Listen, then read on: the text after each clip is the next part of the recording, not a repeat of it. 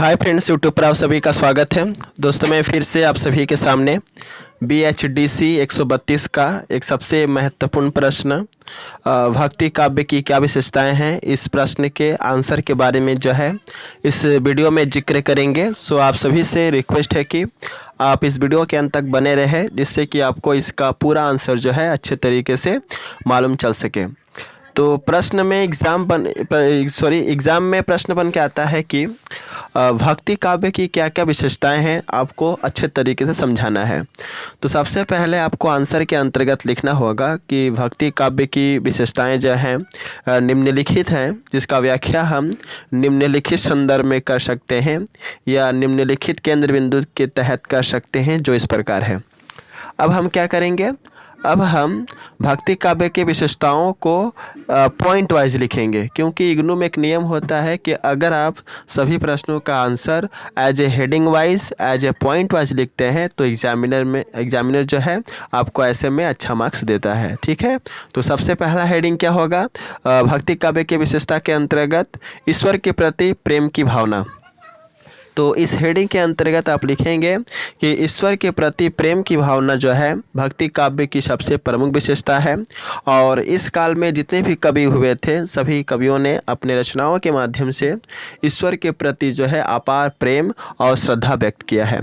तो कहीं ना कहीं का हम कह सकते हैं कि भक्ति काल में जितने भी कवि हुए, सभी कवियों ने अपने रचनाओं में ईश्वर को आराधना करते हुए ईश्वर का चरण को स्पर्श करते हुए, ईश्वर को स्मरण करते हुए, उन्हें याद करते हुए जो है अपनी रचनाएं उन्होंने लिखी है। और उनके ग्रंथों में जो है हमेशा ईश्वर के प्रति जो है श्रद्धा दिखाई देता है, अगर हम भक्ति काल के कवियों के द्वारा जो है लिखी गई रचनाओं को अगर हम पढ़ते हैं तो। अगला है समानता की भावना। ठीक है, तो इस हेडिंग के अंतर्गत आपको लिखना है कि समानता की भावना भक्ति काव्य की दूसरी विशेषता है। और इस काल में जितने भी कवि हुए थे, सभी कवियों ने अपनी रचनाओं के माध्यम से समाज में रहने वाले सभी लोगों को समान भावना से देखने का सुझाव दिया है। यानी कि हम कह सकते हैं कि भक्ति काल में जितने भी कवि हुए थे, उन सभी कवियों का मानना था कि समाज में रहने वाले सभी लोग जो हैं समान हैं। भले ही समाज में रहने वाले लोगों का जाति, धर्म, भाषा अलग अलग क्यों ना हो, लेकिन सभी व्यक्ति को जो है समान रूप से जो है दृष्टि से देखना चाहिए। यह कौन कहता है? यह भक्ति काल के कवि कहते हैं। तो कहीं ना कहीं हम समानता की भावना देखते हैं इस काल के कवियों के ग्रंथों में। अगला है वह है गुरु का महत्व। ठीक है, तो गुरु का महत्व जो है भक्ति काव्य के सबसे प्रमुख विशेषताओं में से एक माना जाता है। क्यों? क्योंकि इस काल में जितने भी कवि हुए थे, सभी कवियों ने अपनी रचनाओं के माध्यम से जीवन में गुरु के महत्व को सबसे ज़्यादा अहमियत दिया है। क्यों? क्योंकि उनका मानना था कि एकमात्र जीवन में गुरु ही एक ऐसा व्यक्ति है, एक ऐसा इंसान है जो हमें सद्मार्ग पर, अच्छे मार्ग पर जो है ले जा सकता है। ठीक है, और गुरु के आश्रय में रह कर ही हम अपने लक्ष्य को जो है प्राप्त कर सकते हैं। इसलिए इस काल के कवियों ने गुरु के महत्व को सबसे ज़्यादा इम्पोर्टेंस उन्होंने दिया है। अगला है अहंकार का त्याग करना। तो अहंकार का त्याग करना भी भक्तिकालीन कवियों का एक सबसे प्रमुख विशेषता मान सकते हैं। तो इस हेडिंग के अंतर्गत आपको लिखना है कि भक्तिकालीन कवियों ने समाज के लोगों को यह संदेश दिया है कि मनुष्य को हमेशा अपने मन के अंदर अहंकार को वसने नहीं देना चाहिए, क्योंकि मन में अहंकार रहने से ईश्वर का निवास मन और हृदय के अंदर नहीं हो सकता है। ठीक है, तो भक्तिकालीन कवि क्या कहते हैं? भक्तिकालीन कवि कहते हैं कि हमारे मन और हृदय में ईश्वर का वास तभी हो सकता है जब हमारा मन जो है पूरी तरह से अहंकार मुक्त हो। जब हम अपने मन से और अपने हृदय से अहंकार को, ईर्ष्या को, लालच को पूरी तरह से त्याग देंगे, तभी जाकर के जो है हमारे मन और हृदय में, हमारे अंतरात्मा में जो है ईश्वर का निवास होता है। तो ये कौन कहता है? भक्तिकालीन कवि। अगला है दरबारी साहित्य का त्याग। तो इस हेडिंग के अंतर्गत आपको लिखना है कि भक्तिकालीन कवियों का सबसे प्रमुख विशेषता यह है कि इस काल के कवियों ने दरबारी साहित्य का पूरी तरह से त्याग किया। पहले क्या था कि बहुत सारे कवि किसी राजा महाराजाओं के आश्रय में रह करके जो है अपने साहित्य का रचना करते थे, लेकिन जैसे ही भक्ति काल का समय आया तो सभी कवियों ने, सभी रचनाकारों ने राजा महाराजाओं के दरबार का जो है उन्होंने त्याग कर दिया। ठीक है, तो हम कहीं ना कहीं कह सकते हैं कि दरबारी साहित्य का त्याग भक्तिकालीन काल का सबसे प्रमुख विशेषताओं में से एक है।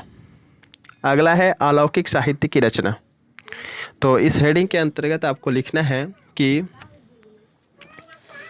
अलौकिक साहित्य की रचना भक्ति काल की अनेक विशेषताओं में से एक सबसे प्रमुख विशेषता माना जाता है। अर्थात इस काल के कवियों ने ईश्वर से संबंधित अनेक काव्यों की रचना की। हम कह सकते हैं कि भक्ति काल में जितने भी कवि हुए थे, सभी कवियों के अगर हम रचनाओं का अगर हम पढ़ते हैं तो उसमें कहीं ना कहीं ईश्वर का जो है वर्णन जरूर दिखाई देता है। तो अलौकिक साहित्य मतलब क्या होता है? वह साहित्य जो कि ईश्वर से संबंधित हो, जिसमें ईश्वर का बातें चलती हो। ठीक है, तो भक्ति काल में जितने भी रचनाएं तैयार की गई, सभी रचनाओं में कहीं ना कहीं जो है ईश्वर के प्रति अपार श्रद्धा और प्रेम जो है प्रेम की झलक जो है दिखलाई देती है। अगला है आडंबरों का विरोध। तो इस काल के कवियों ने समाज में फैले हुए विभिन्न प्रकार के आडंबरों का खुलकर विरोध किया है। ठीक है, तो ऐसे लिख देना है। आडंबर क्या होता है? दिखावे का चीज़। इस काल के कवि कहते हैं कि भक्ति के मार्ग में दिखावा जरूरी नहीं होता है। अगर भक्ति करना है, ईश्वर के प्रति जो है अपना अपार श्रद्धा और प्रेम व्यक्त करना है, तो ऐसे में सच्चे मन और शुद्ध मन से जो है ईश्वर का आराधना करना पड़ेगा। ठीक है, तो इस काल के कवियों ने आडंबरों का जो है पूरी तरह से जो है विरोध किया है। इसके बाद आता है सबसे अंतिम विशेषता भक्ति काल का, वह है लोक कल्याण की भावना। तो इस हेडिंग के अंतर्गत आप लिखेंगे कि लोक कल्याण की भावना भक्तिकालीन काव्य की सबसे प्रमुख विशेषता है, क्योंकि इस काल में जितने भी कवि हुए थे उन सभी कवियों ने अपने रचनाओं के माध्यम से देश में रहने वाले और समाज में रहने वाले नागरिकों के हित को ध्यान में रखते हुए अपने रचनाएं लिखी। यानी हम कह सकते हैं कि भक्ति काल के कवियों ने जितनी भी रचनाएं की, सभी के सभी रचनाएं लोक कल्याण से संबंधित थी।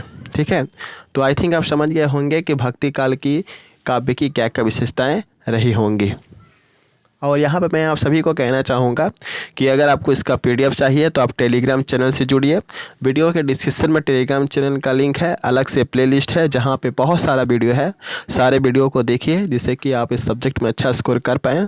So best of luck for all of you for your exam and thanks for watching my video.